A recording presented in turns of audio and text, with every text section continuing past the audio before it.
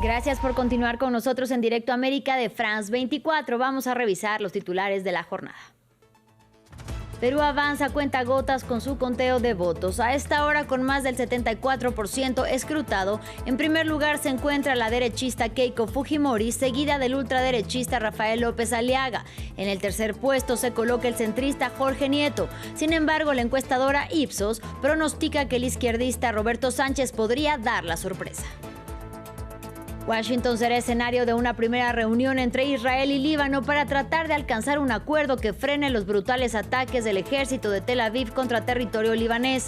El secretario de Estado estadounidense, Marco Rubio, será el mediador de la reunión.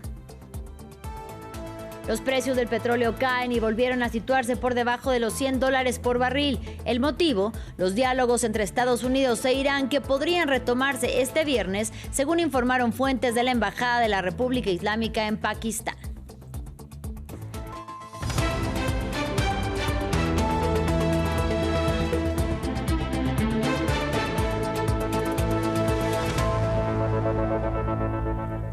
Comenzamos en Perú, donde continúa el conteo de votos de las elecciones presidenciales celebradas el domingo. Con el 74% de las actas escrutadas, la derechista Keiko Fujimori se encuentra en un claro primer lugar, seguida del ultraderechista Rafael López Aliaga. En el tercer puesto se coloca el centrista Jorge Nieto. Sin embargo, la encuestadora Ipsos pronostica que el izquierdista Roberto Sánchez, que actualmente se coloca en el quinto lugar, podría dar la sorpresa y disputarse el segundo puesto. Se trata del delfín del encarcelado expresidente Pedro Castillo.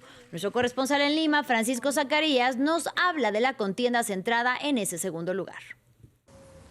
Los tres candidatos pelean voto a voto, pasar al segundo lugar, posicionarse en el segundo lugar, pero acá ocurre que lo que todavía falta contabilizar por la Oficina Nacional de Procesos Electorales son los votos que provienen del sur, y los candidatos mejor opcionados son Roberto Sánchez y Jorge Nieto. Roberto Sánchez es un candidato de izquierda, él mismo se autoproclama heredero político del expresidente Pedro Castillo, es más, se viste como él usando su clásico sombrero de paja. Roberto Sánchez ha prometido a los electores que de llegar al poder indultará al expresidente Pedro Castillo. Eso le ha generado muchas simpatías en el sur del Perú.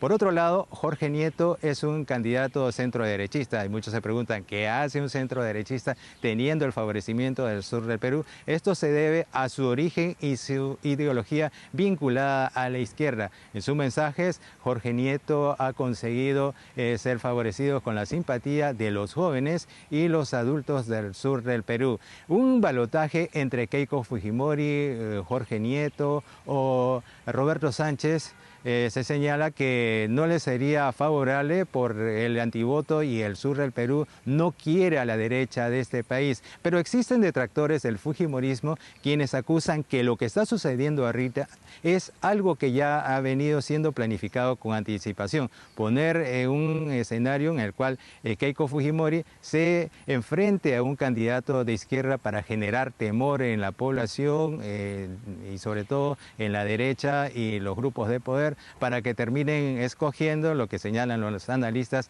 al mal menor y triunfe Keiko Fujimori sobre ellos. Pero también se advierte que si es que los otros candidatos, llámese Jorge Nieto o Roberto Sánchez, lograren vencer a Keiko Fujimori, no se solucionará la crisis política que viene padeciendo este país, porque en estas elecciones también se ha elegido un Congreso bicameral en el cual habrá un Senado todo superpoderoso, que si antes se necesitaban los votos de 87 congresistas para destituir a un presidente, ahora simplemente bastarán los votos de 40 senadores. Y lo que es más preocupante, el Senado puede destituir al presidente, pero el presidente no puede disolver al Senado. Estos y otros factores son los que se están hablando en estos momentos y vamos a estar muy atentos al desenlace que ocurra. En información sobre la guerra en Medio Oriente, este martes el ejército israelí afirmó que uno de sus soldados murió en Líbano. Y esto ocurre justo cuando Estados Unidos se dispone a mediar en las conversaciones entre Tel Aviv y Beirut en Washington, y mientras Israel continúa sus ataques contra suelo libanés.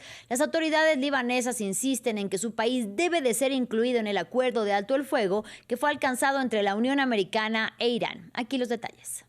Mientras Israel y el Líbano se sientan a la mesa de negociaciones en Washington con la mediación de Estados Unidos, las expectativas son escasas. La parte israelí ya ha descartado la idea de una posible tregua, afirmando que la prioridad es desarmar a Hezbollah, grupo respaldado por Irán. Este diálogo entre Israel y el Líbano ha comenzado y tiene como objetivo desarmar a la organización terrorista Hezbollah, expulsarla del Líbano y establecer relaciones pacíficas entre nuestros dos países. No negociaremos un alto el fuego con Hezbollah, que sigue llevando a cabo ataques indiscriminados contra Israel y nuestros civiles. Hezbollah sumió al Líbano en la guerra de Estados Unidos e Israel contra la República Islámica a principios de marzo, tras responder al asesinato del líder supremo iraní. Se suponía que el grupo militante se había visto significativamente debilitado después de que sus combatientes fueran blanco del ataque con buscapersonas de 2024, antes de que su líder, Hassan Nasrallah, fuera asesinado por Israel. La milicia no respondió a las violaciones del alto el fuego y su lucha durante las últimas 6 semanas demuestra que, aunque Hezbollah estaba en horas bajas, no estaba acabado. Ha descartado la idea de que vaya a acatar cualquier acuerdo que el Líbano alcance con Israel y sus partidarios acusan al primer ministro libanés de traición. Rechazamos las negociaciones con la entidad israelí. Estas negociaciones son inútiles y requieren un consenso libanés. Nadie tiene derecho a llevar al Líbano por este camino sin un acuerdo interno entre sus componentes, y eso no ha ocurrido.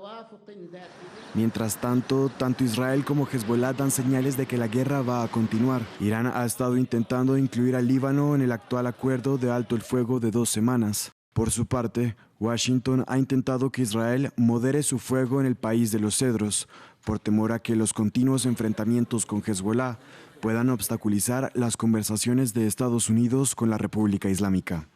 En un giro inesperado, Giorgia Meloni pasa de la crítica a la acción. El gobierno de Italia suspendió el acuerdo de defensa con Israel que implicaba el intercambio de equipo militar y de tecnología de investigación. Según agencias de noticias italianas, la primera ministra habría tomado la decisión de no renovar el pacto en vista de la actual situación, y esto en referencia a los frentes de guerra que Tel Aviv mantiene abiertos en Medio Oriente.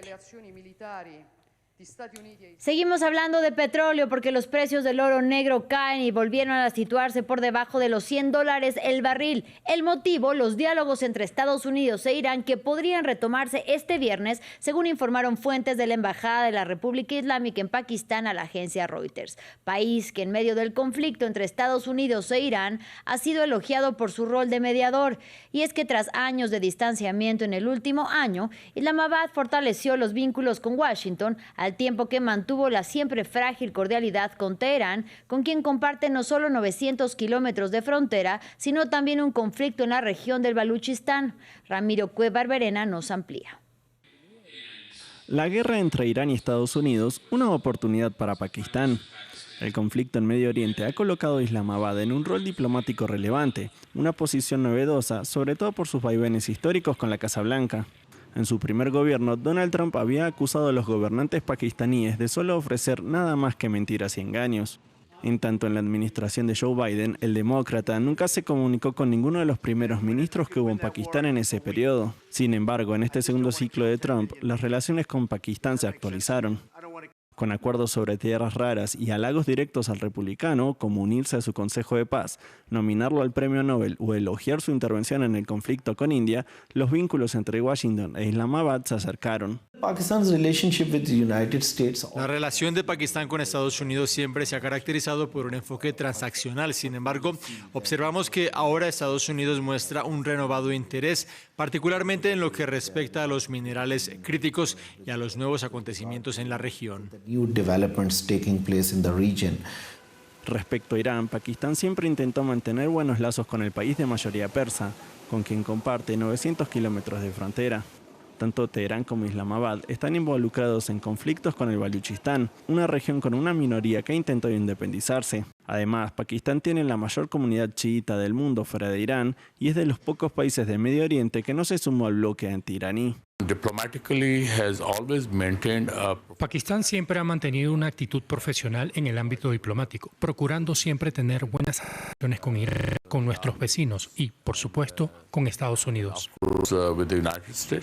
Pese a que las negociaciones no llegaron a buen puerto, el desempeño de Pakistán como mediador ha sido elogiado por la comunidad internacional, al tiempo que busca lograr nuevos acercamientos entre Estados Unidos e Irán. Las consecuencias económicas del conflicto en Medio Oriente ya se sienten en todo el mundo y conscientes de ello, los gobiernos de España y de China suscribieron un acuerdo que eleva al máximo nivel el diálogo bilateral. Con motivo de su visita al gigante asiático, el presidente del gobierno español, Pedro Sánchez, también firmó con el mandatario chino Xi Jinping una serie de documentos que facilitan la exportación de productos agroalimentarios. Nos amplía desde Beijing nuestro corresponsal Adrián Foncillas. China y España coinciden ahora en el lugar correcto de la historia después de que Ucrania los distanciase en las anteriores visitas de Pedro Sánchez a Beijing. Aquellas tercas reclamaciones así para que embridase a Putin, nacidas en unos optimistas cálculos sobre la influencia china en la política exterior rusa, han sido relevados por cantos al multilateralismo porque ahora son las violaciones de la ley internacional de Israel y Estados Unidos en Gaza, Irán o Líbano las que marcan la agenda. En esa armonía ha discurrido la cuarta cumbre presidencial en 4 años. Ha explicado Sánchez que ambos son países de principios, que actúan con rectitud moral y están dispuestos a situarse en el lado correcto de la historia. Xi ha subrayado la urgente defensa del verdadero multilateralismo, la paz y el desarrollo en el mundo y el rechazo a la ley de la selva. Ha repetido Sánchez que acercarse a un país no significa alejarse de otro, pero su visita difícilmente puede sustraerse de las amenazas de Trump a romper las relaciones comerciales con España, su negativa a ampliar el presupuesto de defensa en la OTAN y las críticas a la guerra en Irán han arruinado la sintonía. España ha encontrado el auxilio de China, que ha denunciado el uso espúreo de los aranceles de Trump. También coinciden Beijing y Madrid en las reivindicaciones del verdadero multilateralismo. Es el que trasciende los discursos bien intencionados y pretende una nueva arquitectura más justa. Sánchez ha hablado de un orden más inclusivo y representativo y ayer asumió que Occidente debería de sacrificar alguna cuota de poder en favor del sur global. No son habituales esos discursos razonables en Europa ni Estados Unidos, acostumbrados a la hegemonía y reacios a rebajarla. En otro orden de cosas, el presidente ha recibido en China la noticia de que su esposa va a ser procesada en España por corrupción. Sobre este asunto ha dicho que confía en que la justicia haga justicia. Continuamos en España. Defendida como un acto de justicia por el gobierno de Pedro Sánchez y rechazada por la derecha y la ultraderecha, este martes fue aprobada una regularización extraordinaria de migrantes. La medida prevé dar permiso de residencia y de trabajo en el país ibérico a alrededor de 500.000 de migrantes que ya están en el país y reconoce que están aportando a la prosperidad y a la cohesión de España. Para beneficiarse de esta regularización, los migrantes no deben de tener antecedentes penales y deben de haber, por el contrario, estado en territorio español desde el pasado 1 de enero, así como acumulado 5 meses de residencia en el país de forma ininterrumpida. Así llegamos al final de este bloque informativo, pero los invitamos a que se queden con nosotros porque ya viene África 7 días con Andrés Mesa. Gracias por su compañía y hasta la próxima.